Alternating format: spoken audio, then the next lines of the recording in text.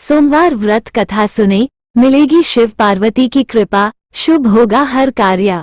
बाबा भोलेनाथ को प्रसन्न करने के लिए आप भी सोमवार का व्रत कर रहे हैं तो शिव व्रत कथा को पढ़कर या सुनकर इस उपवास को पूर्ण करें। सोमवार व्रत की विधि। नारद पुराण के अनुसार सोमवार व्रत में व्यक्ति को प्रातः स्नान करके शिव जी को जल और बेलपत्र चढ़ाना चाहिए तथा शिव गौरी की पूजा करनी चाहिए। शिव पूजन के बाद सोमवार व्रत कथा सुननी चाहिए। इसके बाद केवल एक समय ही भोजन करना चाहिए।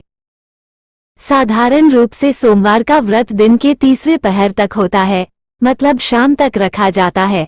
सोमवार व्रत 3 प्रकार का होता है: प्रति सोमवार व्रत, सौम्य प्रदोष व्रत और 16 सोमवार का व्रत। इन सभी व्रतों के लिए एक ही विधि होती है। व्रत कथा। एक समय की बात है, किसी नगर में एक साहूकार रहता था।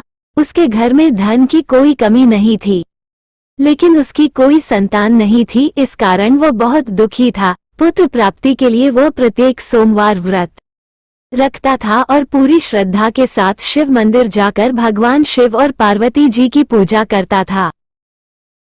इधर साहूकार और उसकी पत्नी भूखे प्यासे रहकर बेटे की प्रतीक्षा कर रहे थे।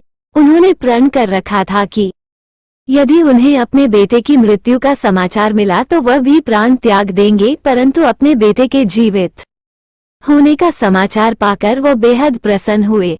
उसी रात भगवान शिव ने व्यापारी के स्वप्न में आकर कहा, हे श्रेष्ठी, मैंने तेरे सोमवार के व्रत करने और व्रत कथा सुनने से प्रसन्न होकर तेरे पुत्र को लंबी आयु प्रदान की है। इसी प्रकार जो कोई सोमवार व्रत करता है या कथा सुनता और पढ़ता है, उसके सभी दुख दूर होते हैं और समस्त मनोकामनाएं पूर्ण होती हैं।